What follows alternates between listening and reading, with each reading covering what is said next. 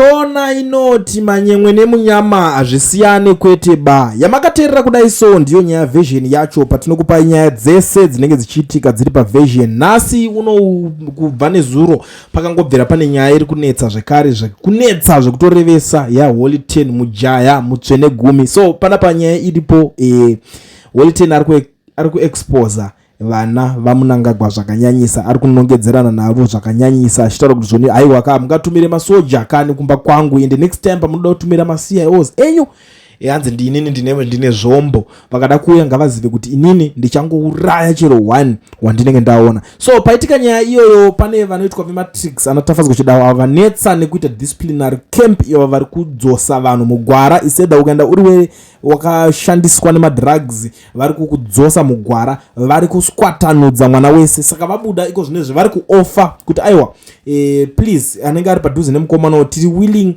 kuti timubatsire because ndo zvavari kubelieve kuti mukomana uyu ari kushandiswa nezvinodhaka. Ende ndiri kuona kuti vanhu vari panyaya yekutaura zvinodhaka ipapo. Imwe nyaya iri kunetsa futi panapa inyaya yekuti even vanhu veZanupf pavari kuedza kubuda nepanogona napo vachidefenda mukomana iyeyo vachitaura kuti kwete mukomana inyaya yekuti ari kungotora zvinodhaka chete, dai zvisiri nyaya yekuti zvisi zvinodhaka angadai asiri kuita zvinhu zvese izvozvizvi. Saka ndo panonzi pari kuda kunze abatsirwe. Shoko rabudawo kune vakomana varakashi, message yavanenge vapuwa nevarungu vavo ananiki mangwana mabosses avo nevamwe vese vanenge vachishandirana naGeorge Charamba vakasiyana siyana. Nyaya yanga iripo pari kunzi drug abuse is a serious problem that hurts everyone. A recent example is when the musician Holyten had hallucinations from the drug use and then apologized. This shows how dangerous drugs can be. Drug abuse is one of the biggest problems facing our society today. It doesn't just hurt the person using drugs, it also ruins people's health and futures, breaks apart families, slow down the progress of our whole country. One of the scariest efforts of drugs is that they can make people see and hear things that aren't real. This is called hallucination or kutsongwa in our local language. It is a clear sign that a person's mind and body are being badly damaged. We can fix this, but we all need to work together. 1.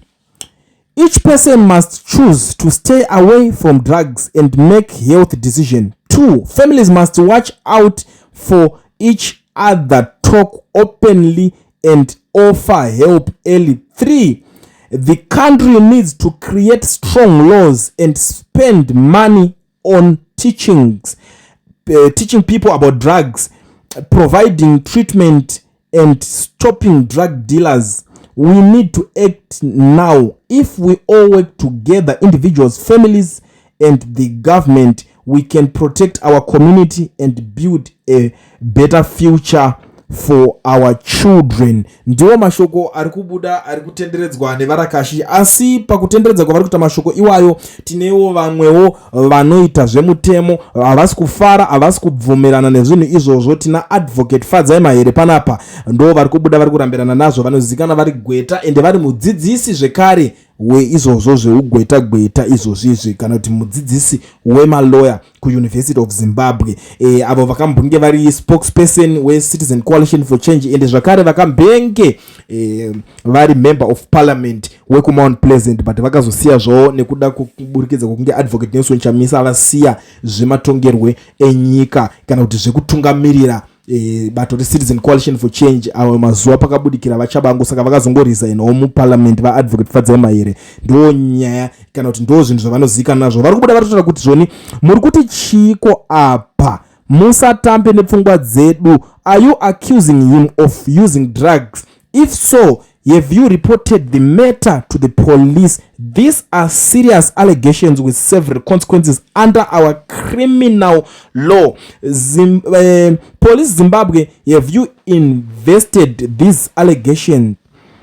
Nobody is above the law. We need new leaders. Mvawatosa mtemo wacho unlawful possessed or use of dangerous drugs. Any person who unlawfully acquires or possesses a dangerous drug or ingests, smokes, or otherwise consumes a dangerous drug, or cultivating products or manufactures a dangerous drug for his or own consumption shall be guilty of unlawful possessing or using dangerous drug and subject to subsection 2 liable to a fine not exceeding level 10 or imprisonment for a period of not exceeding 5 years or both. Ndo mashoko ari kubuda kuti aiwa kana nyaya yacho ukatobatwa unotopiwa makore akawanda asingatodarike asiri pasi pe5 years, saka kuti unopiwa 5 years zvichitoenda zvakadaro kana kupiwa zvese nemafaini acho amunenge muchizonzi mukubhadhara. Saka ndo pari kunzi no one is above the law. Imimi vanhu venhingiriki mibvumirai kutamba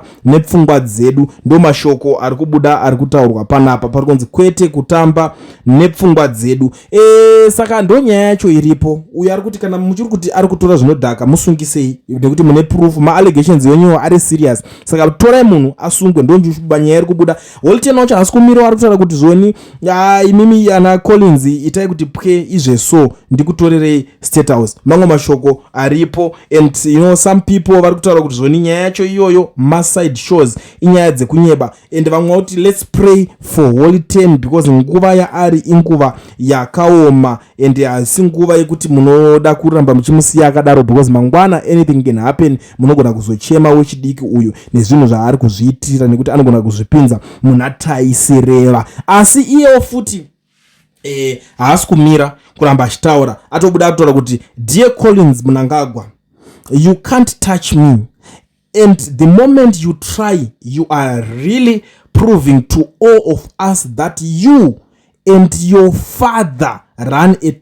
terrorist organization. Leave me alone. Ndo mashoko abuda ari kutaura kuti aiwa ina mundibate, makada ngozviedza tozoti aiwa imimi muri kurana terrorism organization, saka amundibate, garai masiyana neni. Ndo zvimwe zvaari kubuda ari kutaura. Saka advocate Fadzai Mahere vabva vangodzoka zvikanzi vari kupindura onyaya kunzi mukomana ari kuda munamato, mukomana ari kuda kubatsirwa, mukomana ari kuita sei, zvikanzi aiwa kapaaidya achipiwa paidya navo achipiwa zvaaipiwa akambokukoka here vanhu kuti uyai mundibatsire here. Nhasi moti help or pray for him because marwadziwa kuti atuka Zanu. Unfortunately we are not available, we need new leaders. Saka pari kunzi aiwa mukomana zvinhu zvake zvaari kuita ngavapedzerane ikoko. Pavaitirana zvinhu zvavo haana kumbokudedzai kana kumbokukokai. Saka imimi siyai munhu apedzerane nevanhu vaari kudena. Zvaari kuita izvozvo siyai zvakadaro zvipedzerane ikoko. Ndo mashoko atiri kuona ari kubuda panapa ari kutaurwawo neveruzhinji. Mashoko atiri kuona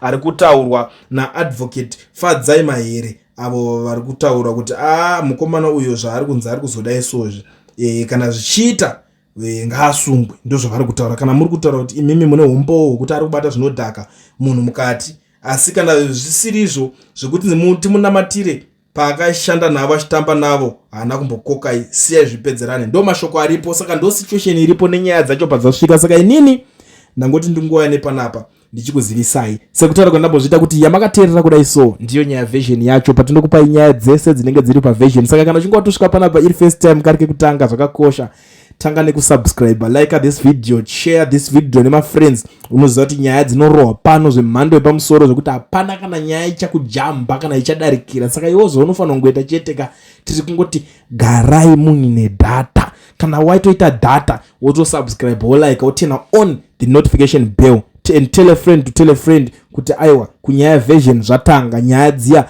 dzaakurohwa manje zvatanga tisati takamboona. Saka ndo pane nyaya yacho, chimbosarai makadaro.